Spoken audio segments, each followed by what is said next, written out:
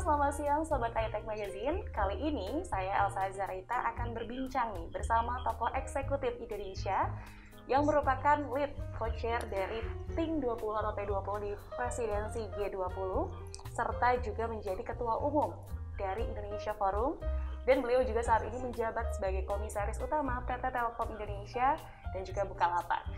Assalamualaikum, selamat siang Bapak Bambang Brojonegoro. Selamat siang, waalaikumsalam. Bagaimana Pak kabarnya, sehat? Alhamdulillah sehat. Luar biasa ya Pak, walaupun pandemi harus tetap semangat dan selalu jaga kesehatan ya Pak ya.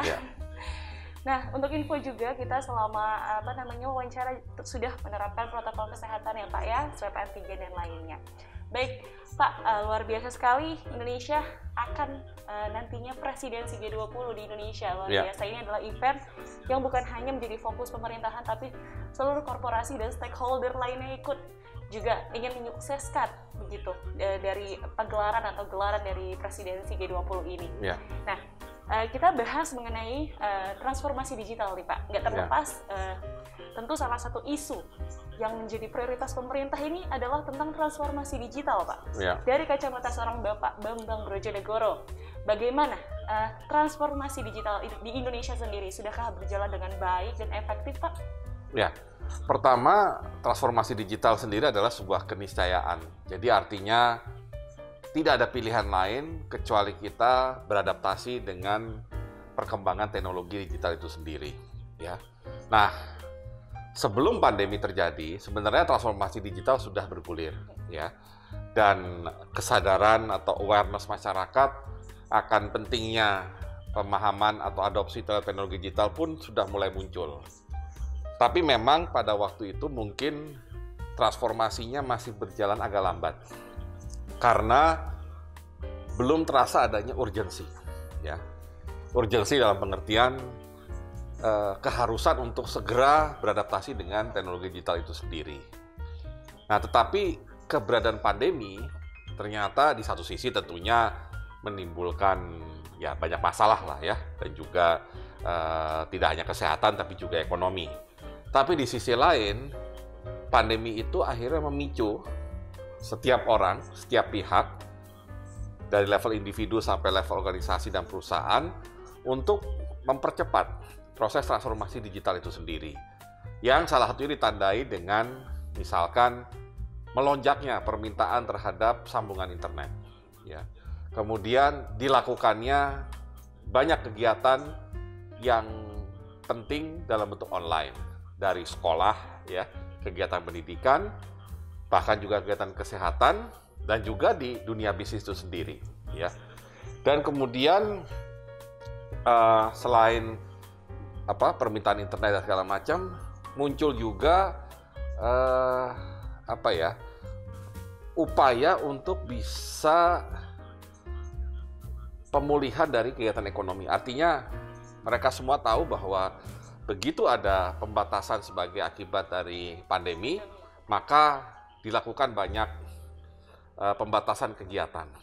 Dan ternyata digital memberikan solusi, yaitu kita bisa misalkan melakukan transaksi ekonomi, paling tidak transaksi retail, ya, bahkan juga transaksi perdagangan besar dalam bentuk online, ya.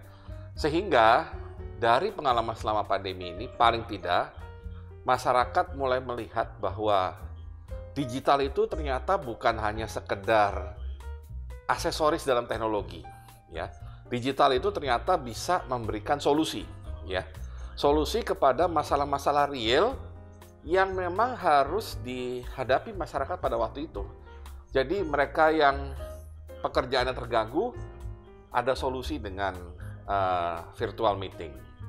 Mereka yang tahu-tahu kesulitan untuk bisa bertemu gurunya, sekarang bisa pendidikan online. Dan bahkan mereka yang selama ini akhirnya waktu itu terbatas bisa bepergian ke pasar atau tempat perbelanjaan, tetap bisa belanja online. Ya, jadi di satu sisi digital makin memberikan, maksudnya posisi digital makin kuat sebagai solusi untuk kehidupan manusia. Sebelum pandemi, sebenarnya masyarakat juga mulai beralih dari kegiatan perbankan yang konvensional, yang fisik, dan sudah waktu itu beralih ke mobile banking, internet banking, sehingga pemakai mobile banking, internet banking hari ini mungkin sudah sangat besar, ya, dan bahkan orang sudah tidak menganggap perlu untuk datang secara fisik ke kantor bank, ya, secara rutin. Jadi kalau saya boleh nilai transformasi digital di Indonesia dari segala aspek ini sudah jauh lebih cepat, jauh lebih maju daripada sebelum masa pandemi, ya. Dan ini mudah-mudahan momentumnya bisa dijaga, katakan setelah pandemi bisa diatasi, ya. Karena apa? Karena transformasi digital memang akan menjadi future masa depan dari kehidupan kita, kehidupan manusia. Jadi artinya bukan sesuatu yang bersifat kedaruratan, tapi sesuatu yang nantinya memang bersifat sebagai ciri utama dari kehidupan masa depan. Jadi memang pandemi juga mendorong juga ya Pak ya? Iya, pandemi itu memaksa bahkan. Memaksa untuk percepatan dari transformasi digital itu sendiri. Dan sudah terbilang efektif ya Pak ya, walaupun mungkin perlu dievaluasi ya Pak. Iya, kalau menurut saya sudah cukup efektif dalam pengertian orang sudah menganggap misalkan sekolah online itu ya tidak beda jauh dengan sekolah yang offline.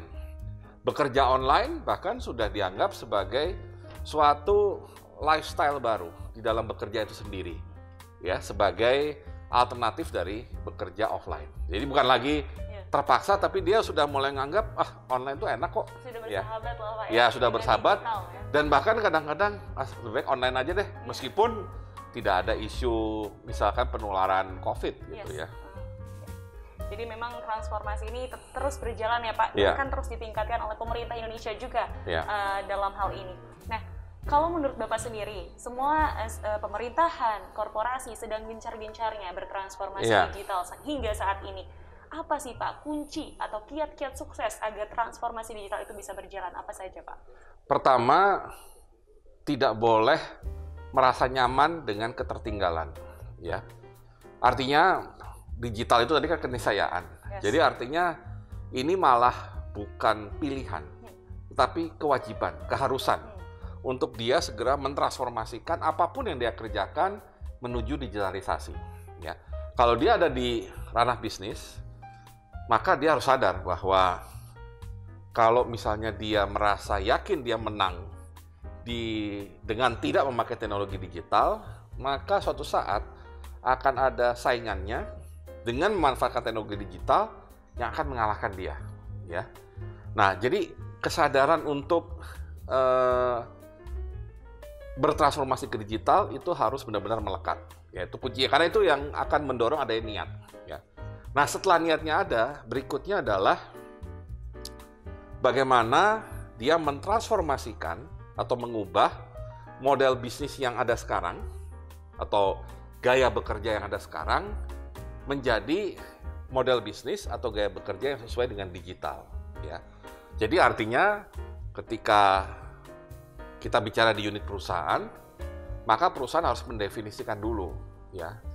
Kalau dia selama ini bidangnya adalah memang pure offline, bagaimana dia bertransformasi supaya juga bisa online atau juga bisa digital. Nah, kuncinya berarti apa? Transformasi ke arah digital dan online itu selain menjamin kualitas dari produk atau jasa yang dihasilkan, itu harus memberikan kenyamanan dan pelayanan yang lebih baik lagi kepada customer atau nasabah. Customize ya Pak ya? Ya, customize dalam pengertian ketika kita ketika kita menggunakan teknologi digital dalam bisnis kita, pastikan teknologi digital itu akan membuat konsumen nyaman, ya. Jangan sampai kita niatnya mau digital, kita invest untuk mengembangkan teknologi digital, tahu-tahu konsumennya merasa kesulitan, bahkan untuk memakai teknologinya. Jadi teknologinya tidak user friendly. Yes. Nah, ini kadang-kadang suka dilupakan ya, bahwa yang lebih penting adalah konsumen yang menggunakan, bukan kecanggihan dari teknologi itu sendiri. Jadi pada yang awal adalah bagaimana awareness tadi ya Pak ya, Ya. Untuk sadar, untuk berubah ya Pak ya. Yang kemudian juga didorong juga customer centric tadi ya Pak. Ya. Bagaimana? Artinya begini, harus sadar bahwa tidak semua konsumen itu istilahnya orang yang gampang belajar atau cepat paham mengenai teknologi. Justru akan lebih baik kalau asumsinya mayoritas gaptek ya, sehingga kita mengupayakan teknologi yang semudah dan yang makin user friendly. Yes. Ya, ini menjadi titik poin ya untuk seluruh korporasi, pemerintahan juga untuk bisa terimplementasi dengan baik. Nah Pak, tadi kita sudah bahas transformasi digital, artinya ini juga menjadi salah satu isu yang akan dibahas nantinya di forum G20 ya Pak ya. Di mana presidensi G20 ini menghadirkan banyak forum, salah satunya Think 20 sebagai di mana ada think tanks gitu sendiri dari peneliti-peneliti dan lainnya untuk menghasilkan rekomendasi kebijakan-kebijakan dalam hal ini. Nah, dari Bapak sendiri sebagai leadernya, apa sih yang tengah dipersiapkan Pak menuju presidensi G20 ini? Ya, jadi kita tentunya melihat dulu apa yang menjadi prioritas dari presidensi Indonesia dalam G20. Ada 3 hal ya. Satu, mengenai penanganan masalah kesehatan, dalam hal ini COVID. Yang kedua adalah pada transformasi digital itu sendiri atau ekonomi digital. Dan ketiga adalah green economy atau energy transition ya. Nah, kalau kita lihat 3 prioritas ini kan memang seolah-olah ada satu yang langsung digital. Tapi bagi saya itu bicara sebenarnya 3-tiganya ya. Karena untuk masalah kesehatan barangkali ke depannya yang akan berkembang, yang akan menjadi mainstream, itu barangkali bukan hanya pertemuan fisik antara dokter misalkan dengan pasien, ya, tapi barangkali akan lebih banyak menggunakan telemedicine, ya. Jadi pendekatan digital dalam telemedicine tidak hanya untuk sekedar konsultasi dokter dengan pasien, tapi juga barangkali dalam analisa mengenai penyakit itu sendiri ya. Contohnya dengan menggunakan artificial intelligence, kalau big data, data-data yang jumlahnya besar, misalkan terkait foto toraks ya, paru-paru kita misalnya, itu bisa dikumpulkan ya. Maka dengan artificial intelligence, dengan algoritmanya, paling tidak dari data-data tersebut bisa diambil suatu analisa ya, bahwa kalau gambarnya seperti ini, oh ada kemungkinan apakah dia baik-baik saja atau dia ada potensi penyakit tertentu ya. Dan ini akan merupakan suatu hal yang sangat membantu dokter ya. Dan kalau dokternya terbantu kan berarti akan memberikan perawatan atau analisa terhadap pasien yang juga lebih akurat ya. Kemudian di bidang energi transisi juga sama ya, karena saya yakin salah satu unsur yang bisa menghemat energi itu adalah penerapan digitalisasi. Jadi digitalisasi itu jangan hanya dilihat pada teknologinya, tapi juga kemampuannya untuk menciptakan saving atau penghematan di bidang energi. Ya, karena banyak kegiatan yang tadinya mengeluarkan banyak energi, misalkan saya harus travel ke luar negeri menghadiri suatu conference, tapi dengan adanya digital saya tidak perlu traveling, sehingga emisi berkurang ya, dan energi yang terbuang juga berkurang ya. Nah, jadi ini yang menurut saya harus menjadi arus utama dalam presidensi G20 terkait digital. Nah, untuk digitalnya sendiri di T20 kami intinya fokus pada penerapan digital yang langsung menyentuh kehidupan masyarakat. Ya, artinya tentunya kita sangat mengapresiasi bagaimana teknologi digital itu sendiri berkembang. Tapi bagi orang seperti di Indonesia, yang lebih perlu adalah untuk membantu kehidupannya. Nah, berarti digital misalkan untuk pertanian, itu sangat penting ya. Bagaimana caranya supaya mengamati kebun itu tidak perlu dilakukan secara fisik, ya orang harus keliling begitu luas kebunnya mengamati satu persatu pohon. Tapi dilakukan dengan drone, dan drone-nya dilengkapi dengan radar atau sensor yang bisa melihat, oh tanamannya ini udah panen nih atau hampir panen ya. Oh tanaman ini ternyata ada sakit, ada hamanya misalkan ya. Jadi sangat membantu dan membuat produktivitas akan naik ya. Belum lagi tadi kesehatan kan udah, pendidikan ya. Satu lagi untuk penanganan perkotaan ya. Ide smart city kan sudah lama diangkat. Cuman kan orang masih bingung ya, apa sih maksudnya smart city?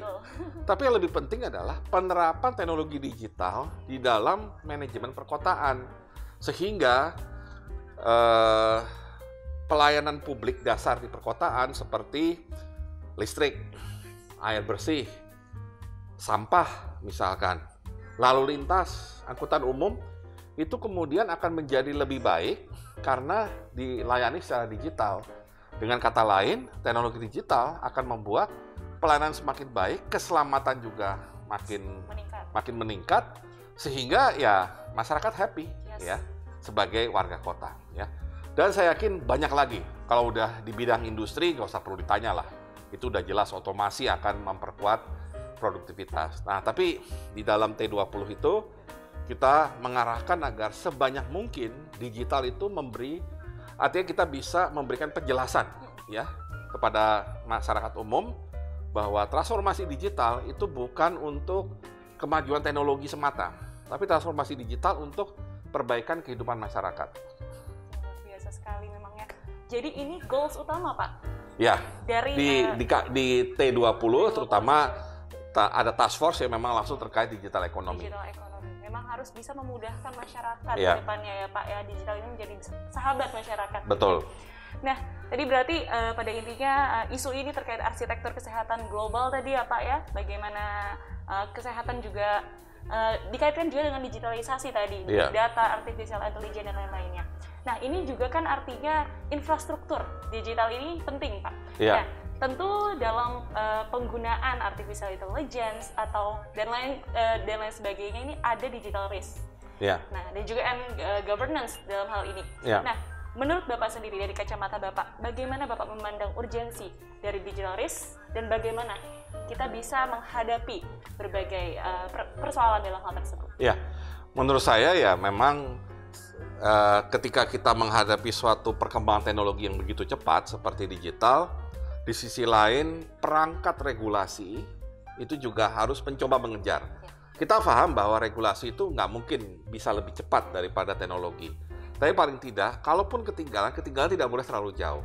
Nah, jadi artinya untuk bisa membuat transformasi digital itu nyaman bagi semua orang, artinya bisa meminimalisasi resiko maupun tidak menimbulkan gangguan, kuncinya menurut saya ada dua, yaitu satu mengenai privacy. Ya. Karena dengan makin berkembangnya teknologi digital dan tadi big data yang muncul, maka ketakutan orang adalah akan adanya invasion of privacy.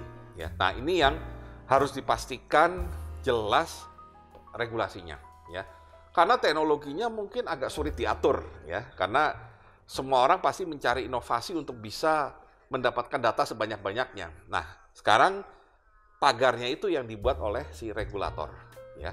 Nah, isu kedua adalah security. Ya, ini agak beda ya. Kalau security ini lebih kepada keamanan dalam sistem, ya. Semakin digitize apapun, ya, itu berarti timbul resiko, yaitu resiko itu dibobol atau dihack oleh pihak luar, ya. Baik untuk tujuan yang barangkali iseng sampai tujuan yang serius yang bisa membuat misalkan uang itu hilang misalkan, ya. Nah, jadi kalau kita fokus kedua hal ini, privacy dan security, dan kita memastikan keandalan dari pengamanannya dan menjaga privacy, saya kok cukup yakin bahwa tingkat penerimaan masyarakat terhadap digital itu akan makin baik, ya. Karena saya lihat yang simpel-simpel, kenapa masih ada orang yang nggak mau pakai mobile banking misalkan, ya? Karena masih ada persepsi kalau melakukannya lewat HP nanti bisa hack, terus nanti uangnya hilang misalkan atau transfernya jadi ngaco gitu ya misalnya. Nah, ini yang harus ditegaskan bahwa security-nya di bank, di sistem bank itu sudah demikian kuat ya, sehingga di-hack mungkin setiap menit pun dia masih bisa bertahan ya. Aman untuk si customer, itu paling penting ya. Nah, soal privacy juga harus dipastikan bahwa betul big data itu akan sangat penting, dan data itu memang kadang-kadang harus di-share, tetapi tentunya pemilik data itu juga harus diberi consent, diberi diberi pemberitahuan lah ya, dikasih pemberitahuan bahwa ini tidak boleh digunakan untuk hal-hal yang merugikan ya, apakah untuk marketing yang berlebihan atau penipuan atau segala macam. Jadi konsumen itu harus dilindungi dari itu. Jadi dua kuncinya tadi ya Pak ya dalam digital risk ini, yaitu privacy dan juga security. Itu harus penting, ini menjadi yang harus garis bawahi ya Pak ya. Nah, kalau bicara tentang digital governance sendiri itu seperti apa Pak dari kacamata Bapak? Digital Governance. Oh, governance ya. Kalau digital governance saya lihat kita bisa sebenarnya mulai menerapkan governance yang berlaku di sektor non-digital dialihkan ke digital dengan beberapa penyesuaian tentunya. Ya, contohnya ketika bicara yang paling clear lah mengenai fintech ya, mengenai terutama yang peer-to-peer lending ya. Nah, di dalam dunia perbankan keuangan itu sangat kuat yang namanya know your customer ya. Dan ketika akan memberikan kredit pun proses pemberian analisa pemberian kredit pun sangat panjang dan sangat ketat gitu ya. Nah, itu praktek kalau dalam kondisi non digital. Nah, sekarang ada digital nih, di mana orang kalau pinjam duit tidak lagi perlu ke bank dengan segala macam kolateral dan segala macam surat, tapi cukup peer to peer ya, sifatnya dia menghubungi salah satu fintech dan fintech itu kemudian menilai. Nah, menurut saya dengan kita menerapkan governance seperti yang dilakukan di offline dengan cara digital, itu bahkan dalam beberapa hal bisa lebih baik. Maksudnya governance-nya akan lebih ketat. Contohnya ya, misalkan Anda peminjam ya, pinjamnya mau melalui fintech, berarti kan digital ya. Nah, tentunya Anda pasti harus memberikan informasi lah, tapi kan informasi yang Anda berikan saya nggak tahu palsu atau enggak misalkan. Tapi kalau kita sudah masuk ke digital dan sistem untuk analisa kreditnya nanti sudah di-connect dengan data yang sifatnya lebih nasional ya, nanti akan ter-record ya, akan bisa di-trace gitu. Ini orang pernah misalkan nunggak nggak di tempat lain? Atau orang ini punya criminal record nggak? Orang ini pernah terlibat kasus penipuan apa enggak? Ya, orang ini benar-benar punya kerjaan atau enggak? Misalkan kamu ngaku punya kerjaan padahal enggak, ya. Itu kan bisa di-trace ya. Nah, jadi tanpa harus melakukan due diligence yang barangkali terlalu rumit, dengan namanya jejak digital, barangkali analisa kredit dan know your customer-nya bisa jadi lebih baik ya. Jadi penerapan governance-nya dengan katakan standar yang sama dengan offline, ini bisa diimplementasikan dengan lebih teliti dan lebih ketat ya. Nah, ini tentunya terpulang kepada si pemakainya sendiri ya, apakah dia mau memakai teknologi digital ini seoptimal mungkin untuk memastikan know your customer yang lebih ketat. Ya. Biasa sekali.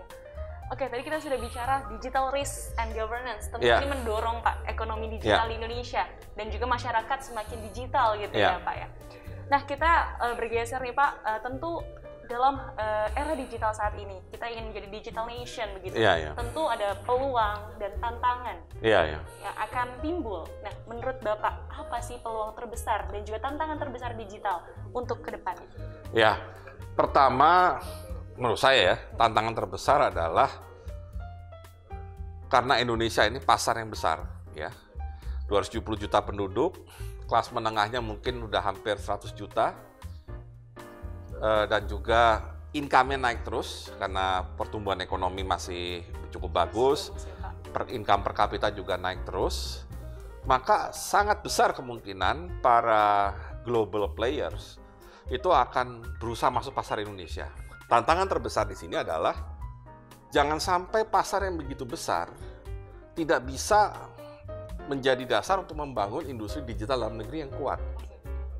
Malah sebaliknya, pasar ini malah menjadi sasaran empuk dari supplier atau provider luar. Nah, kalau itu yang terjadi, maka ya tujuan transformasi digital hanya berefek pada konsumsinya. Jadi konsumsi digital tidak melatih kita menjadi produsen dari digital itu sendiri. Nah, itu menurut saya tantangan terbesar karena susahnya Indonesia ini sangat menarik sebagai market. Dan yang mau supply ke Indonesia itu juga nggak peduli soal Indonesia bisa apa enggak. Ya, yang penting dagangannya laku, gitu ya. Nah, jadi harus memang ada upaya sistematis agar market yang besar menjadi dasar kita untuk menjadi produsen digital, ya, yang andal. Termasuk bagaimana melahirkan startup lebih banyak, unicorn lebih banyak, dan menjadi salah satu pemain penting dalam industri digital itu sendiri, ya. Nah, peluangnya sudah jelas. Kalau tadi kita balik, tantangan itu akan menjadi peluang. Nah, tapi satu lagi yang mau saya tekankan adalah Indonesia ini kebetulan sedang mengalami bonus demografi. Artinya mayoritas penduduknya usia muda. Inilah kelompok penduduk yang istilahnya sangat aware dengan kondisi teknologi. Artinya mereka ini bisa menjadi potensi pengusaha startup yang nantinya akan menjadi pemain penting. Nah, disitulah menurut saya peluang ini harus dibina, ya, karena pasarnya begitu luas, ditambah kalau ada pemihakan dari pemerintah, maka tinggal terpulang kepada playernya siap atau tidak. Nah, kebetulan player ini orang-orang muda nih, lagi banyak nih, ya, dan mereka mungkin sudah beda dengan generasi sebelumnya. Kalau generasi sebelumnya pengennya kerja, kalau ini pengennya punya bisnis. Nah, bisnisnya adalah kebetulan banyak yang minatnya ke startup, gitu. Jadi memang ini sangat ini ya Pak ya, berkaitan ya Pak tentang bagaimana digital dan manpower itu sendiri yang memang diisi kebanyakan saat ini, yaitu tadi milenial dan Gen Z mungkin ya Pak ya, yang sudah banyak juga ya di BUMN dan lainnya, karyawan-karyawan muda. Nah, melihat perannya seperti apa sih Pak yang milenial ini, yang leaders dalam bidang digital dan IT gitu, melihatnya perannya seperti apa dan bagaimana agar bisa mengoptimalkan peran mereka? Ya, yang pasti keberadaan mereka dibutuhkan di dua lini lah. Satu di lini entrepreneur-nya, satu di lini profesional dan analis, ya. Nah, kalau kita bicara lini profesional analis, ini kan jumlahnya besar nih. Nah, saat ini terus terang masih banyak perusahaan digital kita yang bergantung pada luar untuk orang-orang yang menangani bidang-bidang yang teknis lah sifatnya, ya. Nah, ini menurut saya harus ada percepatan dari sisi pendidikan, ya. Dari fokus yang lebih ke arah science, teknologi, engineering, matematik, sampai kepada spesialisasi yang langsung terkait dengan bidang digital itu sendiri, apakah data analytics, apakah artificial intelligence, ya. Itu memang mau tidak mau jangka pendek sifatnya tidak bisa business as usual. Jadi kalau perlu ya ada bidang studi yang memang fokusnya langsung ke digital, ya. Jadi di situ percepatannya. Nah, kalau untuk pengusaha, saya melihatnya sekarang ini anak muda ini inginnya mainnya di digital, ya. Karena itu tren bagi mereka. Nah, bagaimana agar pertama jumlahnya lebih banyak dan kedua kemampuan mereka bertahan lebih kuat, ya. Yang pasti ya ini tidak harus peran pemerintah sendiri, tapi saya melihat perusahaan-perusahaan menengah ke atas, menengah besar lah saat ini, kan bagaimanapun dia harus melakukan diversifikasi bisnis, ya. Mungkin sebagian bisnisnya akan out of date karena ada digital. Nah, berarti dari awal perusahaan-perusahaan ini harus aware akan masa depan dengan mulai invest di digital. Nah, akan lebih baik kalau investnya itu sudah langsung bekerja sama atau bersinergi dengan anak-anak muda yang punya ide ini, gitu. Jadi di satu sisi memang ada inkubator yang berasal dari pemerintah, yaitu wajar. Tapi kan pemerintah nggak bisa semuanya. Bisa juga inkubator bisa dari BUMN seperti Telkom misalkan. Tapi akan juga bagus kalau inkubator ini datang dari perusahaan-perusahaan menengah besar yang tidak harus bergerak di bidang digital sebagai bagian dari diversifikasi usaha. Nah, kita harapkan kalau inkubasinya ini makin beragam, makin kuat dan makin berkualitas karena yang ngajarin itu adalah orang yang tahu bisnis. Nah, mudah-mudahan mereka bisa naik lebih cepat. Dan kedua, bisa bertahan. Ya, karena beratnya bisnis digital ini adalah kalau kita menjadi pemenang, misalkan dalam suatu aspek, bukan berarti akan selamanya jadi pemenang. Karena begitu ada teknologi baru, posisi kita langsung terancam. Nah, berarti kan supaya tidak gampang terancam, sekali kita menjadi pemenang tadi, kita harus terus melakukan inovasi, perbaikan, ya supaya kalaupun ada pesaing, paling nggak kita masih tetap lebih baik dari pesaing kita. Gitu. Jadi pada intinya adalah digital ini adalah solusi, tapi kita juga bagaimana memanfaatkan atau mengoptimalisasikan digitalisasi ini dengan sebaik mungkin dengan tadi melakukan berbagai inovasi ya Pak ya, agar tidak mati begitu, agar tidak bisa bertahan, agar bisa bertahan, agar tetap sustain gitu ya Pak. Nah, beralih nih Mas sedikit, saya ingin penasaran dari pandangan Bapak. Saat ini baru saja kemarin tanggal 22 Februari ini ada Asosiasi Metaverse Indonesia. Artinya di sini di Indonesia sendiri sudah mulai ada fokus nih Pak melihat perkembangan atau mendalami tentang Metaverse itu sendiri. Nah, dari kacamata Bapak seperti apa sih melihatnya? Ya, mungkin begini. Artinya apa yang sudah muncul di Amerika terutama sebagai yang salah satu termaju. Tentunya tadi yang saya katakan, Indonesia mungkin tidak dalam posisi menjadi leader atau inovatornya, tapi paling tidak kita bisa menjadi follower yang relatif dekat dengan leadernya dan bisa menciptakan kembali atau merekayasa kembali apa yang dikerjakan orang luar, ya. Nah, kalau transformasi digital ini berjalan lancar, maka apapun namanya metaverse atau misalkan di Cina sudah mulai dikembangkan 6G misalkan ya, itu harusnya bukan hal yang mengagetkan. Ya, jadi artinya kalau saya melihat itu adalah justru menunjukkan antisipasi. Ya, bahwa belum tentu siap ya mungkin dia juga belum paham apa sih sebenarnya metaverse, apa yang harus dilakukan. Tapi paling tidak sebagai antisipasi dia mulai mempelajari apa itu metaverse dan bagaimana kekuatan yang ada dalam negeri ini sudah bisa mengadopsi metaverse kalau suatu saat itu menjadi bagian dari kehidupan digital di Indonesia gitu. Jadi memang bukan suatu hal yang mengagetkan, namun memang Indonesia mungkin rasanya masih harus dipersiapkan lebih dalam Pak, ingin tadi mengimplementasikan tadi ya tentang metaverse tadi. Oke, terakhir Pak, tentu saya ingin menanyakan terkait harapan Bapak, bukan hanya mengenai transformasi digital Indonesia, tapi juga menuju presidensi G20 ini. Seperti apa Pak? Ya, artinya begini, kita berharap tentunya dalam waktu yang tidak panjang, setahun ini, sampai nanti menyelesaikan G20 sekitar bulan Oktober, akhir Oktober, kita berharap ada suatu best practice yang bisa di-share atau disampaikan Indonesia ke forum G20 dan dunia, ya. Dan dari segi digital, mungkin yang katakan nanti bisa di-showcase adalah satu mengenai transformasi digital yang terjadi di Indonesia sendiri. Karena kalau kita bicara transformasi digital Indonesia 270 juta kan beda sama transformasi digital di Singapura yang 5 juta, ya. Jadi kalau terjadi transformasi digital di Indonesia itu sudah prestasi luar biasa. Ya. Kedua, yang bisa di-share itu adalah tadi transformasi digital untuk kesejahteraan masyarakat.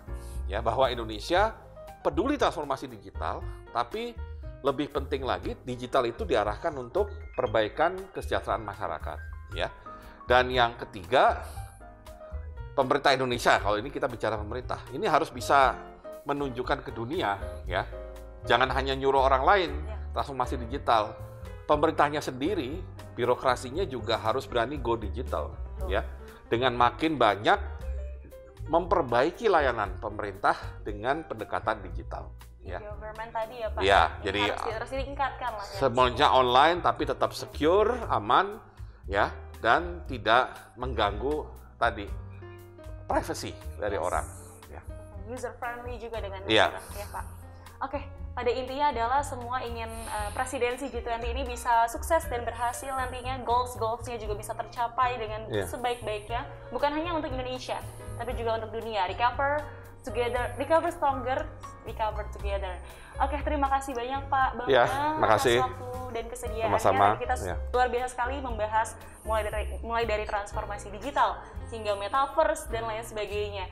Nah, semoga dengan adanya special interview ini bisa memberikan insight-insight baru untuk kita semua dalam menghadapi era digital di Indonesia. Oke, terima kasih. Terima kasih. Salam sehat selalu. Dan sampai jumpa di special interview berikutnya.